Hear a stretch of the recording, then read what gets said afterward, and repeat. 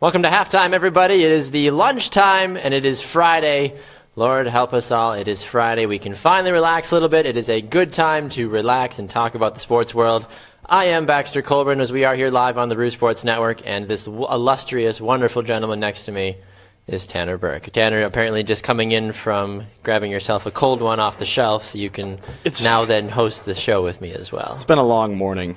How has it been long already? It's 11 o'clock Central Time. What in good lords have you done this much already to be stressed? Well, it's still technically winter, I think, right? Or maybe it's spring. I'm not really sure. It's still winter. The spring solstice, or whatever it's called, has not yet emerged. I had some nightmares last night, Baxter. Can I talk about that really quick? I suppose, can we cheers, though, to begin? Yes, absolutely. Cheers, my friend. It's a pleasure to be doing this with you yet again. Absolutely. But yeah, no, it's been a long morning. I was recovering from a nightmare. I dreamt that the Bills missed the playoffs for the 18th consecutive time. How is that a nightmare? That's a reality. It's a daily struggle for you. Don't know the future.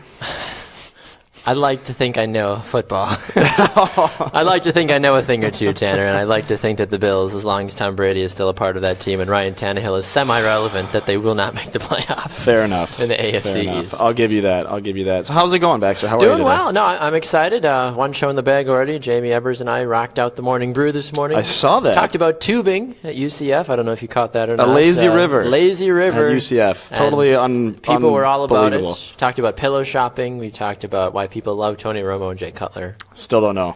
I still don't know either. But either way, we promise that this show is going to be even better than the morning show, which is a pretty high bar to set for ourselves right off the bat, Tanner. Well, you got to set the bar high. You do, and I think we do a good job of that as well, too. We will be joined in our second segment by Brendan Mency to talk about spring training. We're going to ask him about the Cubs. We're going to ask him in general about just the baseball season, just a couple of short weeks away from opening day, the surprises, Tebow Mania, I'm sure will probably find a way to sneak its way in there, as it always does with baseball. It always does. He's a character, and You're absolutely right. He's easy to write about. It's true. If you want to interact with the broadcast, of course, right here on Facebook, do so in the comments section below. People are already checking in. Hi, hello everybody. Good to see you.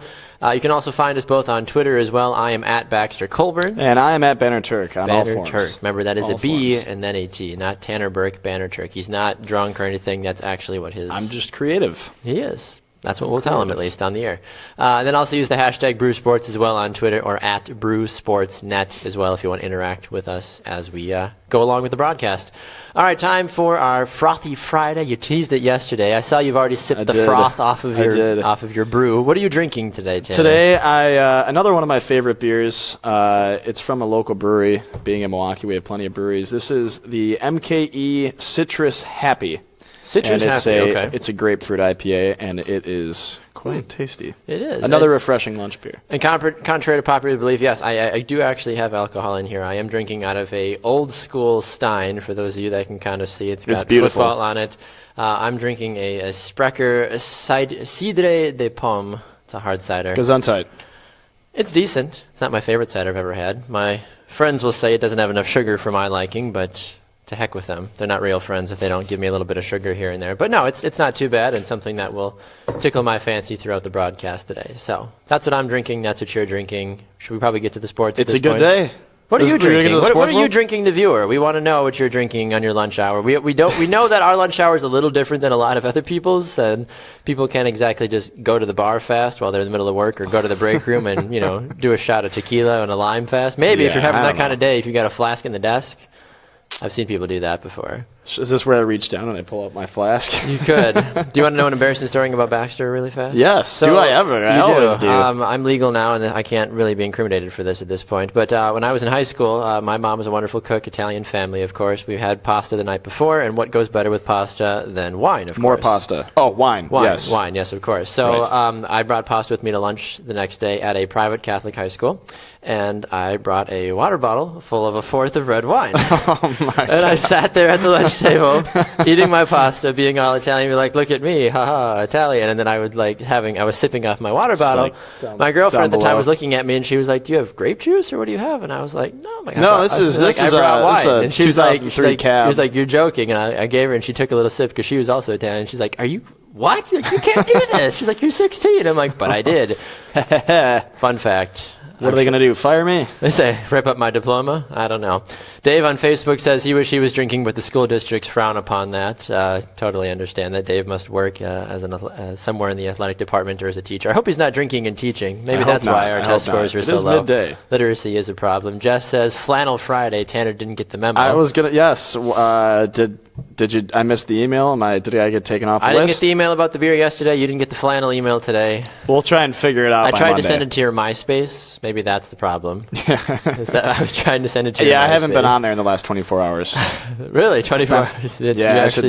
I keep telling myself to get updated on that. It's been a while. Fair enough. Well, you'll know better for next time. Yes, absolutely. All right, so the way our Fridays are going to work, Tanner, is that we are going to have what's called a Friday Flight, where we talk about everything going on in the sports world that we think is popular and relevant, basically. Or at least somewhat interesting. Somewhat interesting. So we're both going to pick two quick little stories to go boom, boom, back and forth because, as we mentioned, our guest, Brendan Mency, will be joining us here in just a couple of moments. Why don't you lead us off with our first flight? I have a very interesting fact for you today. I like facts. I have two stats, but I'll start with this one first just because it's totally useless, and it's a nice way to start off the day. So it's a useless stat of the day that I got from the kicker, and the number is 11,708. Can you guess what that number may be for? 11,708? I don't honestly know what that stands for. Let me just tell you. 11,708 is the number of times Adrian Peterson would need to fumble to match his career rushing yards total. Holy cow. That's a lot of fumbles. That's a lot of fumbles. Can he match that? No. He's fumble prone, but I don't think he's that. Even then, I think that he would still not stoop that low, I think, thankfully. Well, what do you got for us today for the Friday flight? My first Friday flight is the Cleveland Browns, if you haven't heard, are using magic card tricks to test the memory of their players that they're interviewing at the NFL Draft Combine. So were they sitting at the lunch table, like, all the big wigs for them are standing around the lunch table, and one of the guys is just in the back, and he's like, hey, listen, we need to do something. It's been too long. And one guy just raised his hand. He's like, I got a deck of cards. Brilliant. Jamie and Tony Romo it is. Jamie and I talked about this morning because they're trying, the Browns are saying that they're trying to see, if guys can remember the plays, remember the call signals, all that fun stuff, which we know it's actually pretty complicated. You say one word like Omaha, and everybody just has to know what that means. Yeah. Being like, oh my gosh, I run to this, I block here, I step here, Omaha, blah, blah, blah. It's a city to count on 4, stuff like that, basically. But it's interesting. This isn't the first time. We hear about these wacky stories at the draft all the time. I mean, Eli Apple was asked if he liked men when he was there. Des Bryant was asked by a general manager if his mother was a prostitute. Oh. So this seems to just really be a reoccurring thing at times that people get asked really wacky questions, the which way they voted in the last election, how big their shoes are, all that kind of crazy stuff. 13. I'm a 10.5. 13 for me, I guess. Wow. All right. The more you know. All right. What is your second flight for us as we finish up? This one isn't much of a useless stat. This one's actually more of an intriguing fact and quite shocking, to say the least. I got this from Andre Vergara. So, Andre, if you're watching, thank you. Andre Vergara. Steph Curry, obviously making a lot of threes. He has passed Kobe Bryant on the career three-pointers list at number 11. And let me just pull this up really quick here, if I can find it. And so Steph Curry's done it in 555 games. Kobe Bryant, 1,346. And now the interesting part of this is Steph Curry could miss the next 1,375 threes in a row and have the same shooting percentage as Kobe Bryant. Really? So no pressure there. So how bad does that seem? Does that mean Kobe's just not that good and Steph is really that good? I mean, it's a different era of basketball, obviously, but at the same time, Steph Curry shoots threes. Kobe Bryant did a lot of other things. So fair enough. Kobe was like, here's the team, get on my back. I'm going to win us a ton of rings, basically. My father's chiming in on Facebook. Kurt, he was asking me if that's sure when I was drinking, if I wasn't in the music room when I did that, because he was the music teacher at the high school that I went to for a couple of years. No, Dad, I actually was at the lunch table amongst many other students. So he was somewhat responsible. Braving the call of the wild, basically. It was a little crazy. All right, my final flight here for our Friday flight before we get to Brendan Mency. Today's opening day for Major League Soccer, for those that don't know. Season number 22, I do believe, kicks off tonight at 9:30 Eastern Time on FS1. It's the Portland Timbers taking on the new expansion club, Minnesota United. This weekend, all the MLS clubs are going to be in action. Some really good games. People should keep an eye out on this Portland-Minnesota game, of course. The LA Galaxy FC Dallas game is going to be a hot one. Houston, Seattle, Orlando, NYCFC, and of course the other expansion team, Atlanta and the Red Bulls as well throughout the weekend. MLS is growing. It is by far one of the more popular leagues. Some might say it's even more popular than the NHL in terms of fan attendance. It's at least getting there. It is. It's on the up and up. I think people always talk about the big four. If you had to talk about the big five, I think MLS clearly slots itself in there at number 5. So we can talk about that a little bit more later, though, but we need to move on to our baseball correspondent, Brendan Mency, who joins us now on the program. Brendan, welcome to Happy Hour and Halftime and whatever name of the show is. I've done this already. We'll figure it out sooner or later. We're just on day 3 here. Good Lord. Right. Brendan, how are we doing today, sir?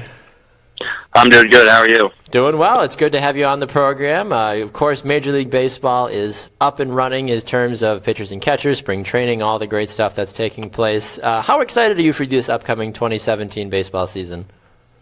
I am very excited about that. In fact, late last night I just got back from Surprise, Arizona. I was down there watching spring training, primarily some Kansas City Royals, but also got a chance to see, among others, the Angels, Padres, Rockies, Rangers, whole lot of other teams, and really liking a lot of what I'm seeing out of several of those teams, and just getting that baseball fever back, Absolutely, and I think a lot of people. Well, I think people sometimes complain how long the break is. And once the hunt for October is over and the World Series is finally done, I think people complain a lot about how long the off season is for baseball before things really start getting ramped up at all. Do you think the baseball season should be longer or shorter based off of how long the off season currently is? Well, I mean, of course you want baseball all year round, but of course in places like Kansas City where I am, it's baseball weather now, but it's not normal. So I would say the weather doesn't quite allow for it. But hey, I'm in favor of a year-long baseball season. Now we're in spring training right now. I'm curious, what does spring training mean to each of these teams, and what are the players kind of looking for? I mean, what are they getting out of this right now aside from just some early season practice?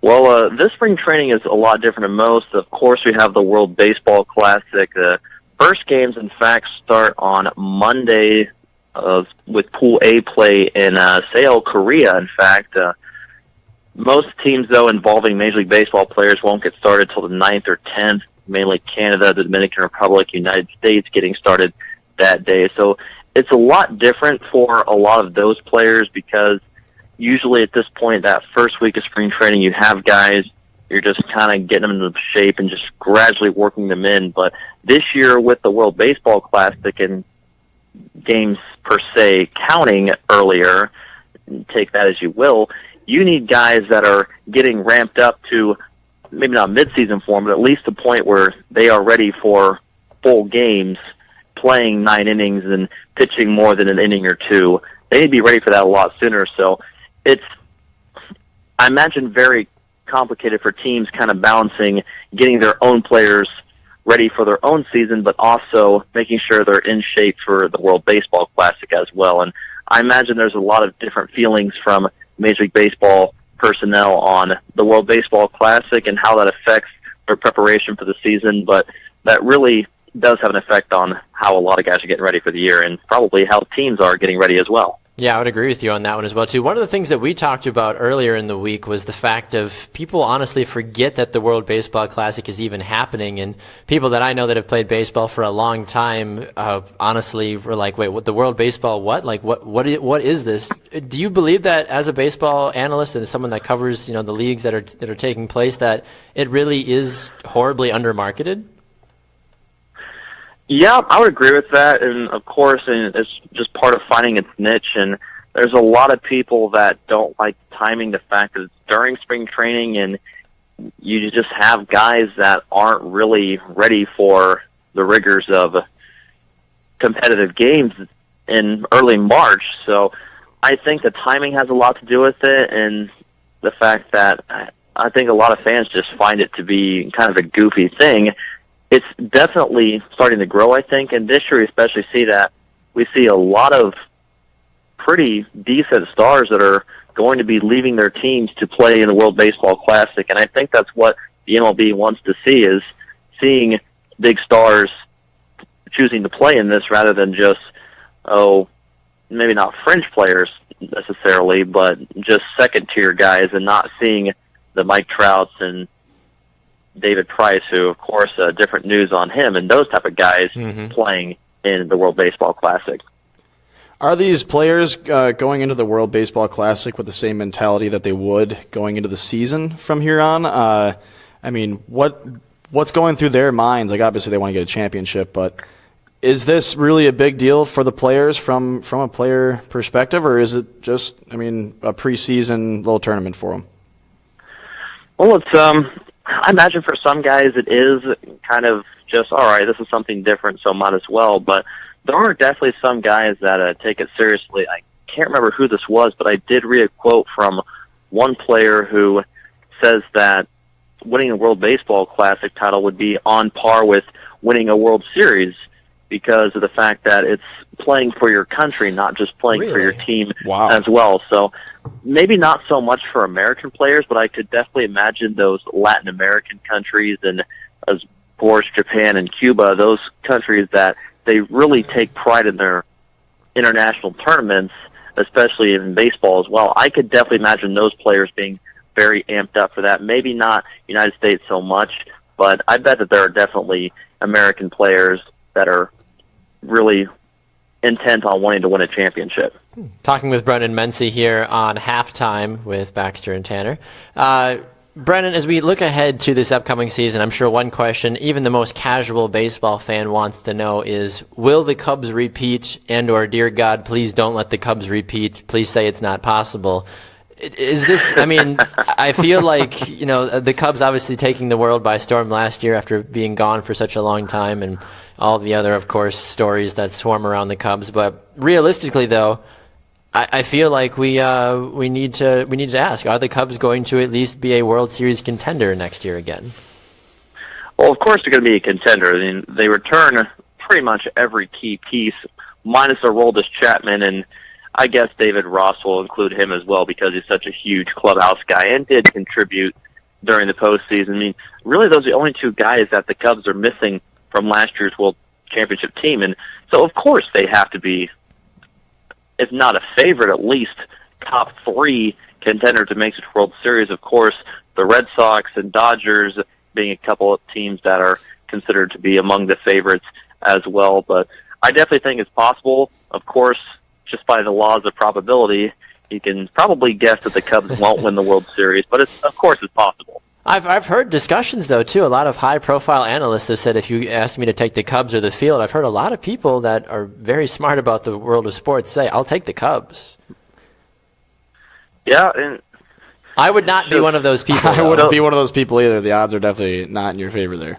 Yeah, honestly, I don't have a World Series pick right now, and I would say, though, I'd be leaning possibly towards the Red Sox. Of course, the big deal to acquire Chris Sale this offseason, helping to stabilize a rotation that was probably going to expect a bounce-back season from David Price, but it's looking like it's not going to happen now, potentially, as he's seeking a second opinion on his bum left elbow as he left the spring training start early a few days ago. So that would be an interesting thing to watch, though. I think that they are the best American League contender, though, of course, you can't ignore Cleveland. Cleveland has a very good rotation, and they dealt with some bad luck and injuries last season, but still able to come so close to that title. So you have to consider the Indians as a very strong contender as well. And I completely understand that, too. I mean, it's hard to think of a team that after you were all the way in the World Series to not even be in the conversation. I think Cleveland for sure will at least make a deep postseason run, and the rest, as they say, will be left up to the sports gods to see really what kind of dives from there. Yeah, definitely probably a good point there. And it's funny you mentioned being in the World Series one year, then not being in the conversation. It seems like that's what everyone did after my Kansas City Royals won the American League pennant in 2014. Everyone wrote them off in 2015, and look what happened there. So true. You never know exactly what may happen in the World Series. I mean, who knows? We could see a team like the Pirates or, gosh, I don't know, teams that underperformed last year, Seattle perhaps as well, that just surprise everyone and make a run. I mean, funny thing about baseball, anything can happen. You're absolutely right about that. With over 150 games, that's certainly anything can happen. I mean, we've seen that with the Brewers out here in Milwaukee a couple years ago, where they're in first place basically from day one going into August, and then not even really making the playoffs. So and then, anything can happen in a season. I think 81 and 81, and in 2013, is that what it was? Something like that. Yeah. It's just embarrassing, honestly. Unbelievable. Well, Brendan, before we let you go, we got to ask your brief opinions about the new changes Major League Baseball has applied for this upcoming season. The international walk, I know something a lot of folks are talking about, or the intentional, not the international, but the intentional walk. And just some of the other rule changes that have been moved around. I don't follow baseball as closely as you do and a lot of other folks, but if you can kind of lay it out for us in layman's terms, just some of the things that the league is doing this year to speed up the game, basically. Well, the primary change this year is going to be the elimination of the intentional walk as we know it. So basically the manager signaling from the dugout, all right, put this guy on, instead of lobbing 4 intentional balls. And I think it's kind of goofy, but in terms of how it's going to change the game, it's not going to change much because, yes, you do once in a blue moon see someone throw a wild pitch or a guy get a stolen base on an intentional ball, or as we saw from Miguel Cabrera once about 10 years ago, even get a base hit on a failed intentional ball. You throw that ball too close, that's a live ball. Anybody can take a whack at it. I mean, we've even seen rare. Yeah, it's so rare that I don't think it's going to really make a big impact. But in terms of speeding up the game, I think you're really grasping for straws at the same time, because I saw something to crunch the numbers on this. Last year there was 1 intentional walk about every 2.5 Major League games. So all told, you're saving about 30 to 40 seconds a game on that. You can definitely do more drastic things, I think, if you want to talk about pace of play. Interesting, yeah, and I mean it's intentional walking it's not like it's happening 5-6 times a game where people are like, dear God, move along with the game. So I can totally see that for sure. The negatives and positives behind that. I've never had a problem with the intentional walk. I mean, we've seen players do fake intentional walks where they end up striking people out, and that doesn't happen all that often either. True. But it's a part of the game. That is very rare to see. True, yeah. But I really don't feel like it's going to speed up the game at all. I know baseball itself is a long-winded game, but I mean, I have a major problem with how many times pitchers will go or throw the ball and check the ball up at first or second. Seeing that 4 or 5 times, that's adding 5 minutes, in an inning right there. Yeah, that is certainly a good point you bring up, and that is one that Major League Baseball has not said anything about regulating, and I think that would be kind of a bizarre thing to go into, and I don't think they will end up opening that can of worms, per se, because, for one, enforcement of that and what you would do as a penalty for throwing over too many times, I think that would be tough for a lot of pitchers and really create some problems, especially early on. And I think that one of the things that Major League Baseball is looking at is how to speed up the game, make play more efficient, but at the same time, not completely, maybe not so much mess with the spirit of the game or the whole balance of it, but not just completely throw off every single player at the same time as well. I mean, you want it to be a noticeable change for the good, but not be such a massive seismic shift that you have to change how a lot of guys and typical pitchers really approach how they handle base runners and pitch to hitters. Yeah, you're absolutely right about that one. Well, Brendan, of course, as the season continues to roll along, we will be sure to have you back on the program soon. Before we let you run, though, where can people find you on social media to keep track of all of your baseball insights? Yes, you can find me at Brennan Mentz. That is all one word, lowercase, so feel free to follow if you wish. And, guys, thanks for having me on. Absolutely, Brennan. Thank you so much for joining us today. There goes Brennan Mentz, one of our MLB baseball correspondents, giving us some good insight about the upcoming Major League Baseball season. Jeff on Facebook says, Tanner, once it goes 3 hours, it's too long. Maybe limit the number of pitching changes. I've heard that one for sure. Aaron also says, I'd prefer if they just cut about 30 minutes off of each game in general. Aaron also says he would definitely take the field over the Cubs as well for the World Series. It's a hot debate. A lot of people don't know if the Cubs, after being bad for so long, can suddenly just continue to use this incredible system that they've built up to just run the world, basically, for the next couple of years. Like I said before, it's a long-winded game, and there's not much you can do at this moment, or that the MLB will do to shave off time on the game. Obviously, when you shorten up the game, you're shortening up how much sponsorship money is coming in and advertisements and stuff like that. But I don't think there's anybody out there that can disagree with the fact that the game does need to be shortened. It's too long, I think, and my wife and I were talking about this the other day, too, just in general, because we were like, we haven't been to a Brewer game in 2 years. We live 15 minutes from Miller Park. I mean, if you live in Milwaukee, everybody lives basically 15, 20 minutes away from Miller Park, max. It's like 4 or 5 hours of your day right there. It is, and that's the thing. We were thinking about it, and my wife was like, honestly, she's like, I lose interest after, like, inning 5. She's like, I don't care if it's a close game. I don't care if it's a high-scoring game. Yeah, exactly. Beers are gone, $10 nachos beers. Gone, I can only have so many hot dogs and brats. Exactly. But she makes a very good point, though. She's like, I feel like if this game was a minimum of even 6 innings, she's like, I'd have much more interest. She's like, because she doesn't mind baseball, but she's like, I just get so bored. 9 innings is way too long.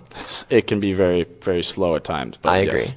And one of the things, too, and we can take this as another segment for another day, but my thought about the whole length of sports seasons and if they should be more like an NFL style where there is that week build-up to every game and every team, every sport only plays 16, 24, 30 games max in a season, I think it raises so many more people wanting to watch and keep an eye on what's going on. I've always had a problem with that, with how, with football, there's only so many games, so each game is 16. Just as important as the last, if not more. Exactly. In baseball, 170, 100, that's way too many games. And some people are like, well, if they shorten it, maybe they'd go to like 130, 140. I'm like, that doesn't solve the problem. Even then, the games, you lose a game. If you have triple digits on for games, I'm like, nobody cares. No. I think a nice soft 20 games, if you played a good 20-game season or the season lasted, 3 months, 4 months sort of a thing, every game matters. Every team has a shot. It's tough because obviously teams would be losing out on money, but that's what it all comes down to is people are like, well, there's the money. You can't tell me that the NBA isn't making a lot of money. But I'm like, guys, the NFL is a $9 billion company. And there's for a nonprofit. 16 games. For a nonprofit. Yeah, right. They have $9 billion that they make yearly. Right. For 16 games. For a 3-hour, for a 3-hour game. I'll tell you what, if the NFL had 160 games, no, I would not. I can only take so many games of the Bills losing. And of course, too, everybody says, especially for baseball, well, they don't do a lot. They play 18 minutes worth of a game, basically, on average, of the 3 hours. Sort of a thing. So it's like, well, of course, that's why they can play so long. But why? Why are you saturating? Why are you diluting what you're seeing on the field? I guarantee you, if you move to even a 40-game season or a 50-game season for baseball, things are going to change in a hurry, and people, I think, would actually care a lot more. I would tune in. I'd feel obligated. I would too. I'd be like, I would actually choose a baseball team. I would actually choose a hockey team. I would choose an NBA team and be like, all right, I am going to follow because I know you only play 20 games. I only know you play 30 games. That's why NFL fans are diehards and are so mad when their team loses because we can only maybe lose 3 or 4 games, and then it's like there goes the playoffs. Yes. Yeah. Kind of a thing. Baseball, you lose 3 or 4 games, you're like, yeah, guys, we've been on a 25-game losing streak, but if we win the next 15, if we win the next 10, we're in the playoffs. What? No sport can you lose 20-some games straight and still make the playoffs and feel good about it, right? Good about it. Exactly. That doesn't make any sense. It seems pretty easy in baseball to be able to brush off a bad loss. Yeah. We got blown out 25-7. We got 40 more games to make it up. I agree. Alfredo comments here on Facebook. He says, I don't think it's necessary about the time of game rather than the pace during downtime. A game could last 4 hours and be exciting. It's tweaking what happens during dead time. And I would agree with him on that one as well. Aaron says games equal money. NFL just can't do more. Corey says they won't like the pay cut if they cut games. But they're not going to like the pay cut when nobody cares about Major League Baseball. So kind of going a little different ways on that one, obviously. But it's an argument that goes all over the place. I mean, soccer plays 34 games. That's a nice number. That is. It's a good number. Premier League and Major League Soccer and multiple other professional men's leagues play 34. The Women's Soccer League here in America, NWSL, they play 24 games. You see, I'm a big hockey fan. So I always grew up, 80 games. That's not bad because it still gives meaning to each game. But at the same time, you do get kind of that baseball factor where you're like, okay, we got shut out tonight and we lost. But we can still make that up. Yes. Now, when you lose 3 or 4 in a row, you are digging yourself a hole. You're dropping a little bit more, of course. So I like the point system. Personally, I like what soccer and hockey do. I like soccer because if you win, you get 3 points. If you draw, you get 1 point. I like that aspect. And in hockey, if you win, you get 2 points. Yep. If you lose in overtime, you get 1 point. Yeah. If you lose in regulation, you get 0. So it's a benefit of getting overtime. I think it adds a different dynamic because then sometimes your records can change so much based off of the amount of points. If you win or tie enough games, like that's even for soccer. Some of the teams making the playoffs last year points. In Major League Soccer had like 15, 16 draws, still made the playoffs because that was 15, 16 points. They weren't losing. You throw a couple more wins in there too, mathematically, it all kind of all works out in your favor. Honestly. Definitely, I agree with that. All right, Tanner, so one of the big debates aside from this, and we've heard this a lot recently, especially come draft time as a whole in any sport, teams talk about, you go about halfway through the season, things just really aren't working out, your star gets hurt, et cetera, et cetera. The word tanking comes into your brain after a while. You're like, should we tank? I'm all too familiar with. Should we tank so we can get a higher draft pick? Should we tank so we can get that one star that will make our franchise better? Because the last one that we tanked for last year didn't help us out. Do you believe in tanking? I do and I don't. Do you believe in miracles? I think, if the league gives you an opportunity to take advantage of the system, do it. You can't, if you're one of the worst teams in the league, you're not going to not take advantage of the fact that if you come in last place, you get the first overall pick. Like in the NFL, if you come in last, you're guaranteed the first overall pick. Do I agree that I don't think that should be a thing in the NFL. I think they need to review that. But in hockey recently, they changed the way the draft lottery works. So if you come in last place, you don't necessarily get the first overall pick. You're not guaranteed the second pick anymore either. But in turn, your odds of getting the first overall pick in the lottery increase when you're towards the bottom of the league. But you could tank, come in last place, and still end up with the 6th or 7th pick. So it encourages people to not really try to lose. True. But the NFL, when Andrew Luck was coming through, you heard it all too often. It was the suck for luck. The Colts were like, came in last place. Suck. That's awful. And I get from an organizational perspective. I get it's like, look, we need to get the very best players on our teams. That way we can then try to hopefully win a championship or not suck. But it bothers me, though, as an organization, if I'm a GM of a team and all of a sudden people are like, well, you know what, guys, we've had a good run. Let's just forget about it. Let's just, not worry and try to really just, see what happens, basically going from telling your guys to just say, to heck with it, basically. I don't know why. Why would you do that? Why would you not try to go into every single game and try to actually win when you're trying to play the game? It blows my mind. I can only imagine what it's like for the players in the locker room when they know that the owner, the general manager, and the coach would even know too that they're trying to lose. Imagine being on that Colts team saying, I know we're going to lose today. I know we suck, but they're pulling people and trading them away. When the Sabres did it a couple years ago where they tanked, and the fan base was kind of half and half on the subject. Some people understood it and other people didn't. You know what I mean? So they didn't understand that losing on purpose would mean that you would get somebody in return who would then make you win or help you win. Now, when it comes to the actual team itself, I can only imagine how that feels in the locker room having, our goalie played well yesterday and the day before that, so they just traded him. Yeah. Playing well means that they kick you out. You know what I mean? It's exhausting. It's frustrating at times, and it's I don't like it. It's not a good thing for sports. You're right. But if it is there and you have an opportunity to do it, like if I was a fan of a team that would be in last place, I would absolutely root for them to lose so I could get the first overall pick. Looking at what people are saying here on Facebook as well, too, David says, I feel like tanking is bad karma. I completely agree with you on that one. David Craig says the Jets are tanking as we speak for a quarterback. Sam Darnold, I do believe is the gentleman's name from USC. Thank you, Craig, for that one. Lee says he likes my Stein. Thank you, Lee. Appreciate you, bro. It is a nice Stein. Got 4 more behind me. Thank you to my grandpa. Shout out Grandpa Colburn. Appreciate you. tanking is so strange because how many times the Packers didn't have to tank to get Aaron Rodgers. The Patriots got lucky. The Patriots are a bad example for Tom Brady. Okay. We're going to bring up the Patriots every single day. It's hard when they're so dang relevant in so many things that we talk about, though. But I can't stand it. How many times, though, have we seen players in any sport do so well because even if their team didn't tank? It's all about drafting. Everybody's on a player-to-play basis, and how many times have we seen players drafted first overall that are horrible? Ryan Leaf.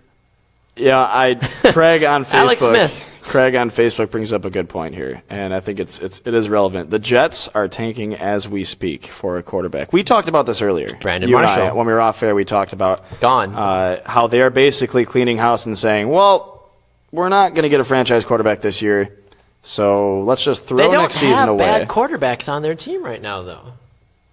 Brian Fitzpatrick? You get rid of Brian Fitzpatrick. I'm saying you've got Bryce Petty, though, don't you? Yes. Bryce Petty is not a bad young quarterback. He was a hallowed quarterback in the college game while he was there. Yeah, you can't blame them for doing it. You've got Christian Hackenberg as well, former Penn State quarterback. People really liked him. But if you know that you can get your Andrew Luck or your... But do you know that, though? You don't. Did the Colts know that they were going to get Andrew Luck right now? Did they know they were going to get an Andrew Luck when they drafted Andrew Luck? The Colts have been nothing but a disappointment since they've gotten Andrew Luck. He had some good playing overall, as a whole, and people were like, second coming, Peyton Manning, second coming, Tom Brady, second coming, Joe Montana. Look who won a Super Bowl first after that, Peyton Manning. Yeah. Peyton Manning or the Colts. The Colts haven't even been close. And Peyton Manning did it, and he was terrible. I need to interrupt you because Jeff makes a very good point on Facebook. Tanner's beer is getting warm.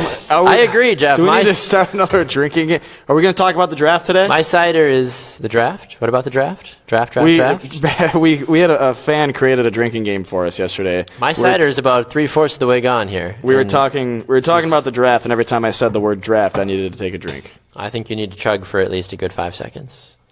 Take a sip for every Super Bowl the Bills have lost.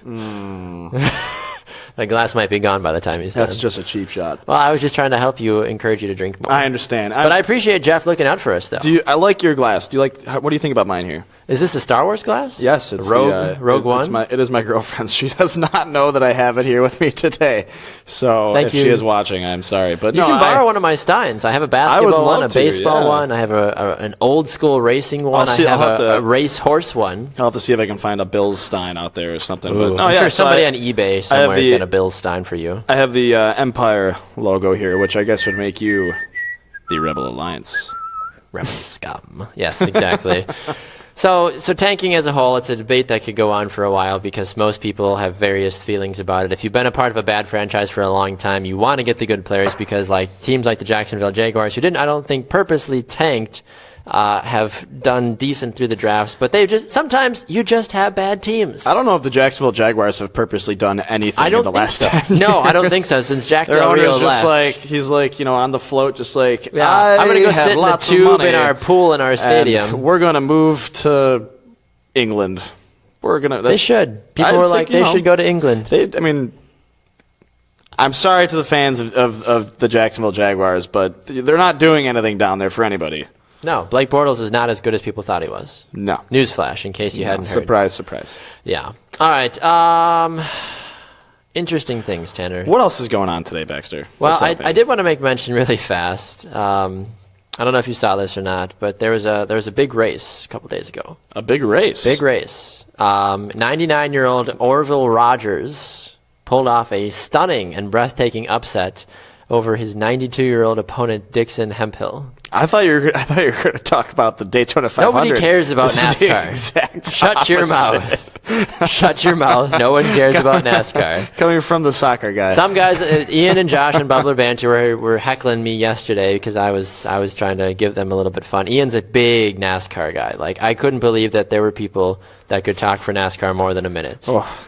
But there was a race between two 90-year-olds. These gentlemen, I don't know where exactly it was. USA Track and Field posted this video on Instagram. Bleacher Report also shared it as well, too. Can we share it on our page? We will definitely have to share it on our page, yes, after the show is done. I need to see that. But these two gentlemen, it's basically speed walking, but the caption is move over Usain Bolt, basically. These guys are just absolutely hilarious. It's so funny to see these guys. They're just shh, but the people are calling it a stunning upset. I mean, this guy's got... upset. I mean, you're racing a guy that's 7 years older than you. or 7 years younger than you, rather, and you just completely blow him out of the water. I feel like I'm 24 years old. I'll be 25 next week, and I feel like I haven't.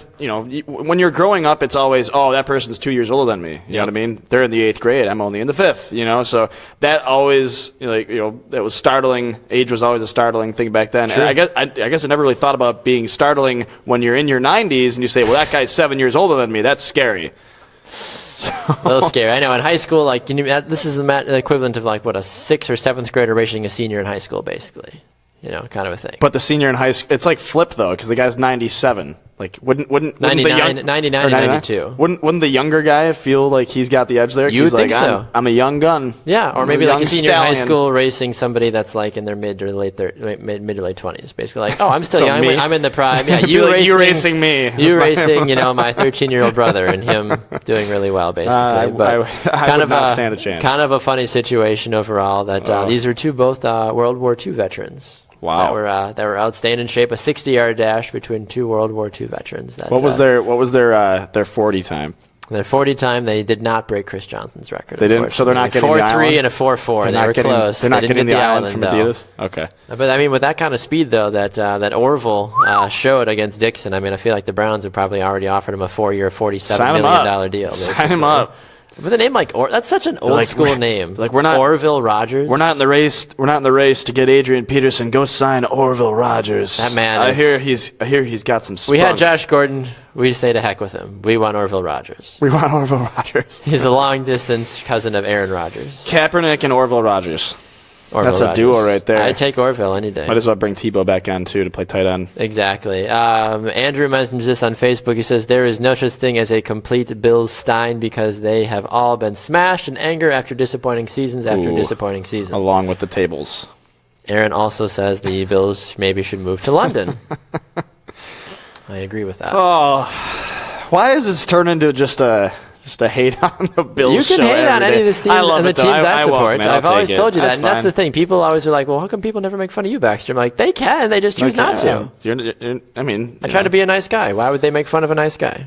The Bills are not moving to London. That is a fact. They're stuck in Buffalo for the foreseeable future with the wonderful ownership that we have that also owns the Buffalo Sabres. So I'm happy about that. Sabre pride. All right, talk to me about Adrian Peterson, not in the free agent realm, because there is some crazy stuff going on that when your mother told you to think before you speak? Yes. Sometimes you should also hear the think before you write. Now, this is the beautiful thing about the internet, because when you post something out there, and this needs to be taught to... I need a drink before we talk about this.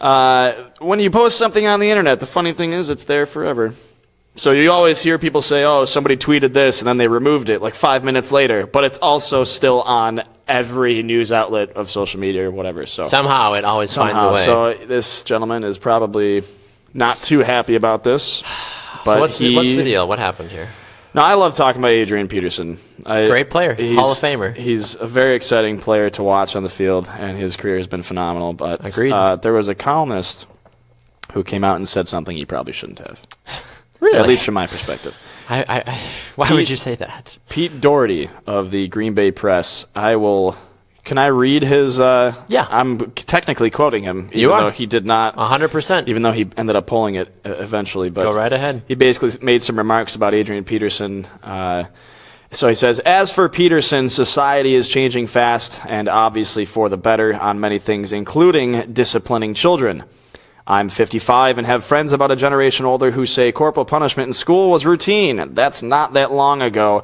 Let's also not forget that Peterson likely is descended from slaves who suffered savage disciplinary beatings generation after generation after generation. It excuses nothing but also can't be ignored. This is learned behavior. Wow. What do you say to that? Pete shouldn't have a job. You pull the article off the internet. You do, of course, but Pete shouldn't have a job either. I don't care. I know of Pete Doherty. I've followed his writing before too, but at some point, you cross a line. You don't say something like this. And this topic has been so strung out. It's been, I think, due. It's gone. I don't think it's relevant anymore. No. Slavery is not a thing. Adrian Peterson with his lashings, about Ray that was Rice 2 years anymore. ago. It's still a horrible thing, yes. Of course. But let's move on. What's relevant with Adrian Peterson is I don't know where he's going to play next season, and he will be playing somewhere. It's not going to be Minnesota. But I just think it's ridiculous that people find the need to just keep bringing this up, like, oh, I need to hit him with the switch. Do you think that this kind of sent a message to Adrian Peterson saying, yeah, maybe I'm not going to go play in Green Bay anymore? Ooh. Because I don't want press like this, because that's ridiculous. Would he get it, though? Is that something that, I know we talked about him a little bit yesterday going to Green Bay and the possibility of that happening, but would he get, is this something that people are going to keep bringing up time and time again? Because I'm tired of it. I think it's frustrating. It is. It's incredibly frustrating. It's been decided. Tom Brady had his 4-game suspension for deflating the footballs. Yeah. Adrian Peterson had his suspension. They dealt with that over a year ago. I don't think it's not relevant. I don't think we need to talk about it anymore. I really don't think it's a big deal. I would agree with you on that one. For some reason, people need to keep bringing it up. Let him play on the field. He doesn't put himself into the media. He doesn't put himself into the spotlight. He's not going out there drinking, doing drugs, and getting DUIs and getting arrested for it. Exactly. We don't hear enough about those players, but for some reason, we need to keep bringing up the fact that Adrian Peterson did this thing, and that's fine. I'm okay to have that discussion. I just don't think we need to bring it up when he's relevant for other things going on in the sports world. It's just it doesn't make sense. If you're the Green Bay Packers and you don't like what he did, just like Colin Kaepernick, kneeling during the national anthem, if you don't want to hire him for that reason, that's totally fine. Yeah. And you have that right. But I don't think it's okay to keep bringing it up and just, you're basically just, beating a dead horse. Yes, I completely agree with you on this. And Corey also writes in on Facebook, he says, probably needs a new job, doesn't understand how people talk/write right now. And I completely agree with you on that one, because there is a level of professionalism that comes as being a journalist. We understand this as well, too. There's certain things we can't say on the air. Everybody knows that. And for those of you that have watched Happy Hour as well with Tikon in the last couple of days, it's supposed to be more of a happy show, more lively, but there's been some of these issues that we've been diving into with the transgender wrestler, with the gay comments that Amari Stoudemire has been making. Like, these comments are still coming up. People are dwelling on the slavery. They're saying that this country is still segregated after so many years of trying to pledge for unity, but you don't make a comment that somebody may have been descended from slaves. And I don't mean this in a bad way either, but to an extent, if you are an African American that has lived in the United States for a long time, it's kind of insinuated. You don't need to, or some other whatever, and I was like, oh, you're a descendant of them. Well, obviously you're a coward because the French have done this, or obviously like this, but you don't insinuate something from somebody because of that. Or right. If you were from a city, like if you were from San Francisco, and a lot of people make homosexual remarks about San Francisco, I would not come out and say, well, obviously you're gay because you're from San Francisco. Or being from Germany or whatnot. You know exactly. What I mean? You must be a Nazi. Like, it's the same thing. You just don't say certain things like that. Yes, everybody has those thoughts. We're all human. We're all guilty. We all sin, all that fun business. But you don't need to physically voice that, especially in a publication like the Green Bay Press. You don't say that, no, especially about a notable player. Not. If this was like a seventh-round draft pick that nobody knew or nobody cared about, maybe a smidge different, but you still don't say that comment. No. You don't make a comment about this, about one of the most notable players in NFL history. You just don't. I just feel like we'd already talked about it. It had already been done. Yes. We already debated it a long time ago. It doesn't need to be brought back up. And like you said as well, too, people really beat that dead horse when it first came out, when it first happened. And people are like, okay, this is a big issue. This is a problem. Get over it. It was 2 years ago. Literally, it was 2 years ago. We don't need to talk about this anymore. It doesn't feel like it was that long ago because people keep bringing it up. You're right. But, Lee on Facebook says, the Packers don't need AP. We have Lacy and Montgomery in the back. Going to be exciting this year if they stay healthy. Now, is Eddie Lacy staying with Green Bay? Because I don't think he's going to. I think Green Bay is going to move on from Eddie Lacy.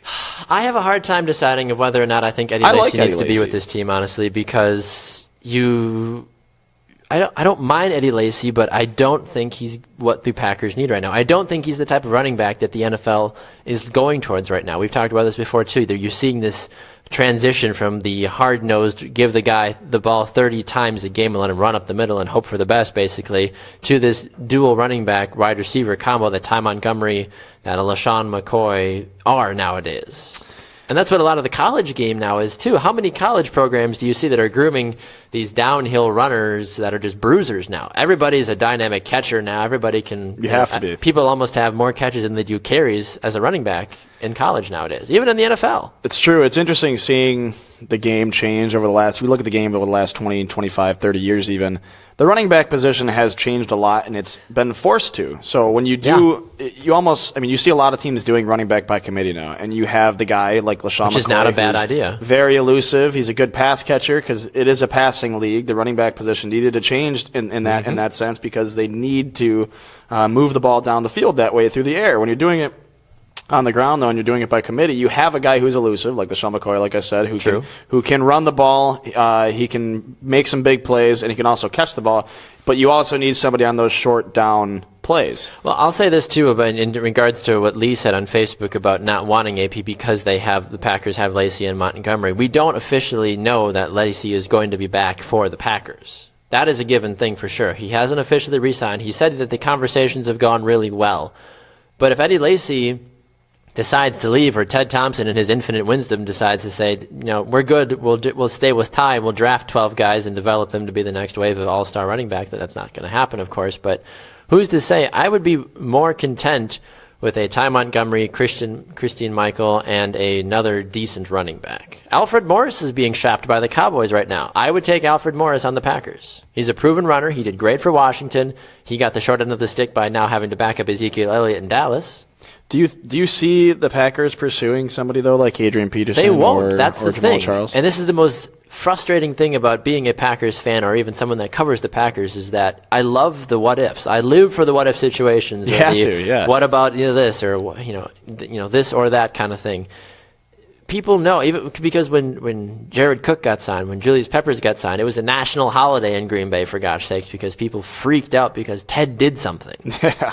And that's why so many people at the end of the season always call for Ted Thompson's head, because they're like, well, if Ted decides to finally step down and we get somebody that actually will open up the pocketbooks, the Packers have the money, I'm all for it. I think, yes. Should they at least have a conversation? Should they at least make an offer? I think so. Leave it in the player's court. Moves like that are always exciting, too, because it adds to the fit. Like, we went through the trade deadline for the NHL a couple days ago, and nothing really happened, and it was very boring. But when you do have trades like that or signings like that, it adds an excitement to the fans, and it also helps the fan base. So even if you do go out and get a guy like Jamal Charles, who is way past his prime, you're getting damaged goods, you're still getting a name, like we talked about the other day. You're buying a name, and he's going to bring fans in, and he's going to sell jerseys. And you're right. In turn, he could be a part of your committee with Christian Michael or Eddie Lacy, depending on who you decide to keep or move on from. Yeah. And I think the Packers have bigger issues that they need to address. They've got a lot of big free agents on their roster right now that need to be re-signed. They definitely need to focus on their defense, too, because their defense is one of the main reasons why they We've heard rumors of Dante Hightower coming from the Patriots. Yeah. That would be get him out of my division. That would be an exceptional player if you're the Packers to help solidify some of the big issues. So good. Or even the fact that Casey Hayward left to go play for the Chargers. I don't even know where the Chargers are anymore. They're the LA Chargers now. I always forget because San Diego, LA, Vegas, everybody's got a team nowadays.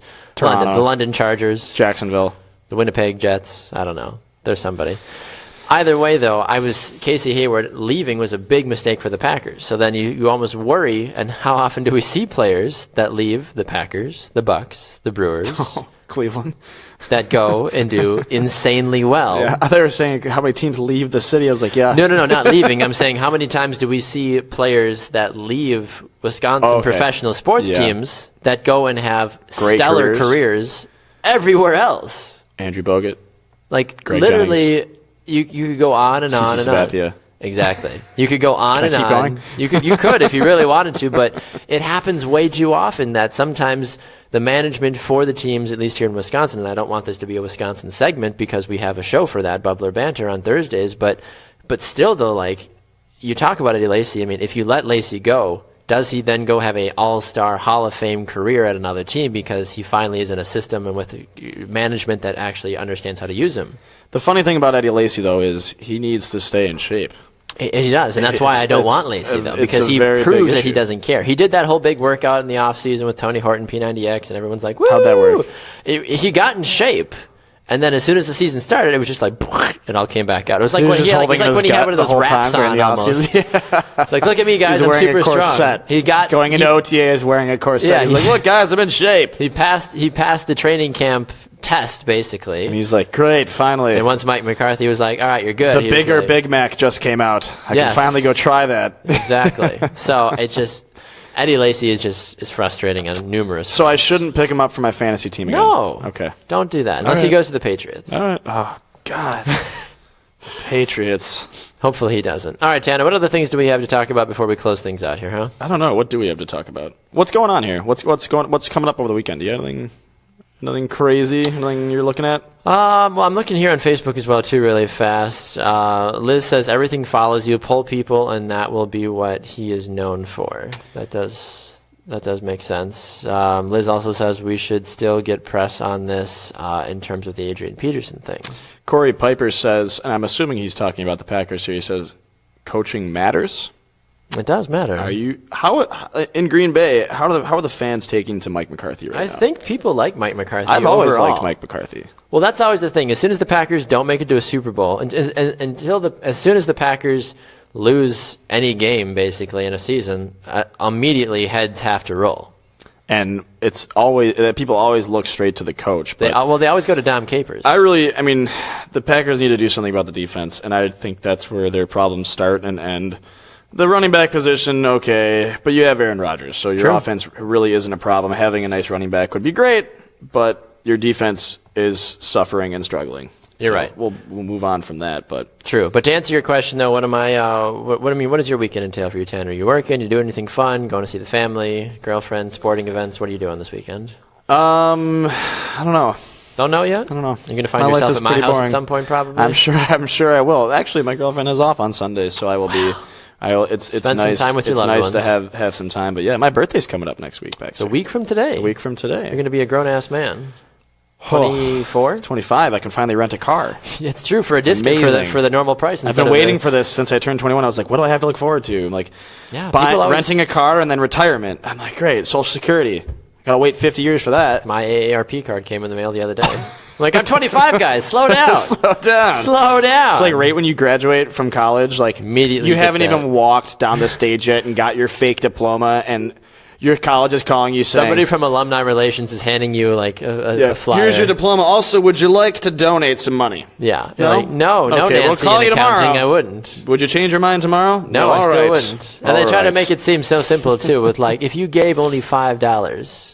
We as an association, it would make a difference. I'm still paying you back my loans. I went to school at your university. I know what $5 gets me. Yes, gets me a half a snack or bar a lazy river at UCF. Right? Unbelievable. I'm still paying back loans, and it's like they're calling for money. I'm like, I still owe you money. I'm paying you. I'm working off $27,000 for you on interest. Unbelievable.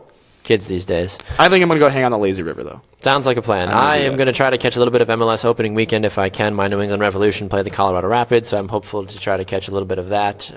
We are also a week away from Selection Sunday, so there's some college basketball games to watch up here coming up. Well. So keep an eye on that. I'm sure that'll come up next week. Absolutely, plenty of good stuff to look forward to. We're in a good time for sports right now. We are. March is a beautiful month. I mean, it's only March 3rd. We have the entire month ahead of us. We're going to know an NCAA basketball champion by the end of this month. We're going to know a lot about the NFL draft by the end of the month, spring training, and MLS. The playoff picture for the NBA and the NHL. So much to get to.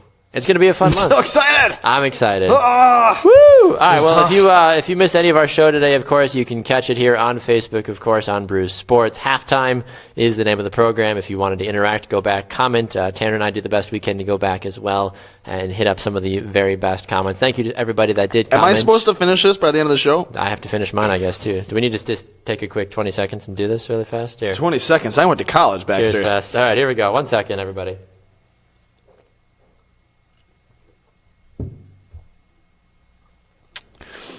You can follow me on social media at Banner Turk on Instagram, Twitter, Snapchat, and anything else. I don't know. I might be out there on Pinterest or something. I have no clue. I have a Pinterest. That's a topic for another day. You can find me on MySpace at CurlyQ323232. Also on AIM at the same name. You can find me on social media at Baxter Colburn. Use the hashtag BrewSports to interact with us at BrewSportsNet on Facebook, and on Twitter as well. I need to go have lunch because that cider is doing some things to me. You're telling me. I'm Tanner Burke. I'm Baxter Colburn. This has been fun. We'll do this again on Monday from 11 to 12 Central Time right here on Brew Sports. Have a great weekend, everybody.